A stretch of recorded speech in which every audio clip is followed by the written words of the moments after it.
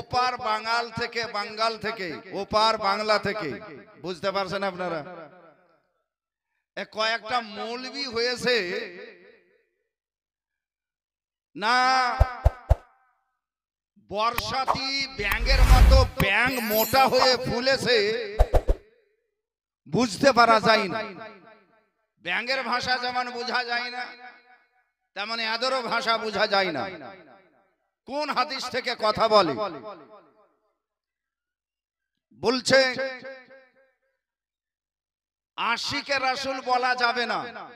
কি বলা যাবে না?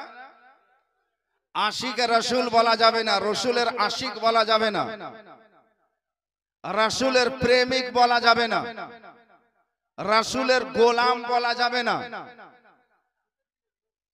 তাহলে কি বলা যাবে? বলা যাবে রাসূলের ছোট ভাই। কি বলা যাবে? এই চাইল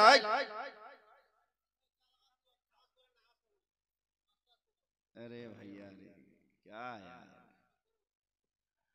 ऐसा ना बंद करिए ना, খাবার ডিস্টার্ব যেন না হয়। হ্যাঁ, তো একটু আওয়াজ কম করে। হে বেরাদার, রাসূলের গোলাম বলা যাবে না, রাসূলকে বলা যাবে বড় ভাই, আর উম্মতকে বলা যাবে ছোট ভাই। রাসূলের উম্মত বলতে হবে, গোলাম বলতে হবে না। আমরা আহলে সুন্নাত ওয়াল জামাতের শুধু উলামায়ে কেরাম নয়, শুধু আউলিয়ায়ে কেরাম নয়, শুধু মুজতাহিদিনে কেরাম নয়, শুধু তাবেঈনে কেরাম নয়, নবীর সাহাবাগণ পর্যন্ত বলেছেন, ইয়া রাসূলুল্লাহ, আমি হচ্ছি আপনার প্রেমিক। যারা ঝুমকে বলো সুবহানাল্লাহ। রাসূলুল্লাহ নিজে বলেছেন, যতক্ষণ পর্যন্ত আমার প্রেমিক হবে না, ততক্ষণ পর্যন্ত জান্নাতও যাবে না। প্রেমিক হতে হলে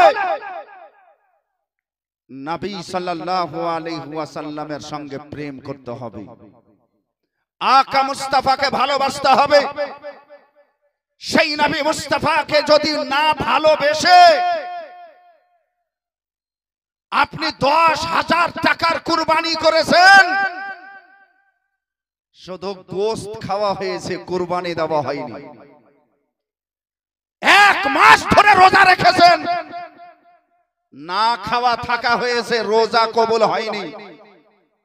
ঠান্ডার সময় উযু করে নামাজ আদায় করেছেন, শুধু ঢিস মারা হয়েছে, সাজদা আদায় করা হয়নি।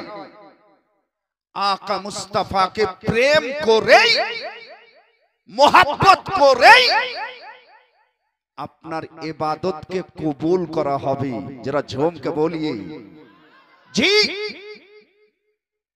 মুসলমান, আর একটা কথা কান খুলে শুনুন, নবী সাল্লাল্লাহু তাআলা আলাইহি ওয়াসাল্লামকে বিনা প্রেমে, নবীর বিনা ভালোবাসায় আপনার ঈমান পর্যন্ত দুর্বল। দুর্বল তো দুর্বল, আপনার ঈমান সেই শক্তি পাবে না যেই শক্তিকে ইবাদত কবুল করানো হয়। সেহেতু নবীর প্রেমটাই হচ্ছে আল্লাহর তাওহীদের পরে মূল হিসাবে গণ্যিত, চিহ্নিত। সেহেতু মুসলমান, আহলে সুন্নাত ওয়াল জামাত, হে আমার ভাই বন্ধুগণ, আমার মায়েরা বোনেরা গো, আজকে আপনাদেরকে আমি সতর্ক করে দিতে চাই যে যারা বলছে নবীর প্রেমিক বলা যাবে না, যারা বলছে রাসূলের আশিক বলা যাবে না, যারা বলছে রাসূলের গোলাম বলা যাবে না, তার পিছনে উদ্দেশ্য কি আছে?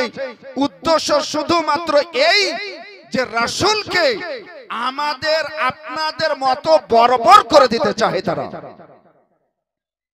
এটাই তাদের উদ্দেশ্য। কিন্তু যদি আপনি তাদের কাছে দলিল খোঁজ করেন যে রাসূলের প্রেমিক বলা যাবে না, কোথায় দলিল আছে? বলে হাদিসে লেখা নাই। আশিক বলা যাবে না, কোথায় দলিল আছে? হাদিসে নাই। বলা যাবে গোলাম, কোথায় বলা যাবে না, কোন জায়গাতে লেখা আছে? হাদিসে নাই। অথচ গোলামও লেখা আছে, আশিকও লেখা আছে, আর প্রেমিকও লেখা আছে। তাহলে হুজুর আপনারা বলছেন লেখা আছে, তারা বলছে লেখা নাই। হে বেরাদার, যাদের অন্তরের চোখ চেতন আছে তারা হাদিসকে বুঝতে পেরেছে, কানা দাজ্জাল হাদিস বুঝতে পারেনি। কব বলিয়েগা সুবহানাল্লাহ। প্রাণের বন্ধুগণ আমার, তাই আজ আপনাকে হাদিস শুনতে হবে, আপনাকে কোরআন শুনতে হবে। যেখানে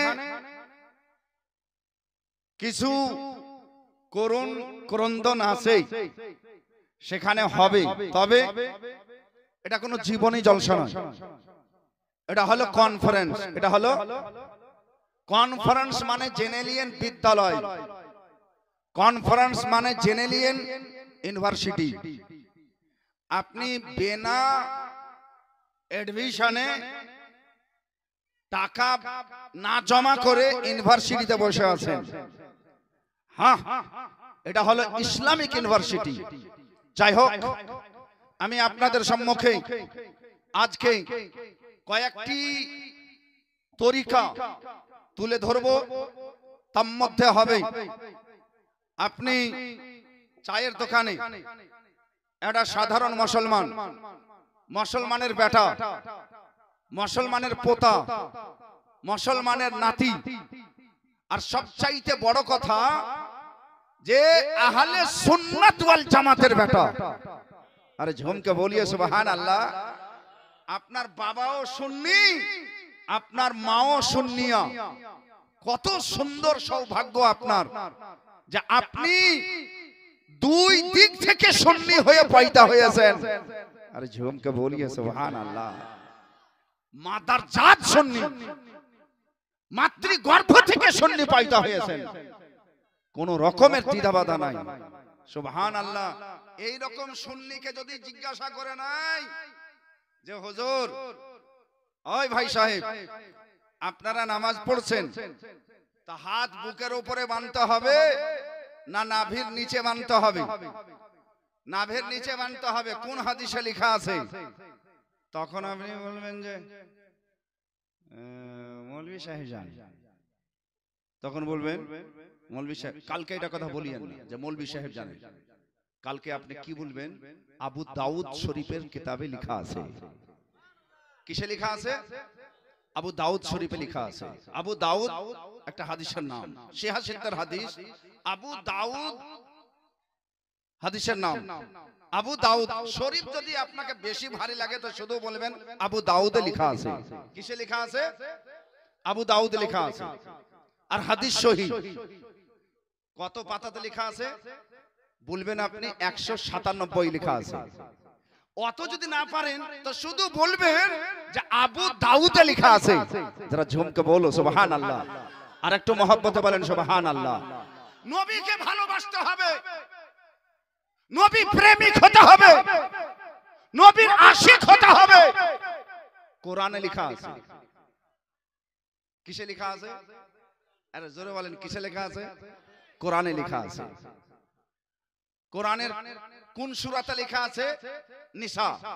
সূরার নাম নিসা, আয়াত নম্বর 80। যারা ঝুমকে বলো সুবহানাল্লাহ, মনে যেন থাকে। কোরআনে লেখা আছে, কমপক্ষে বলে দিয়েন যে কোরআনে লেখা আছে।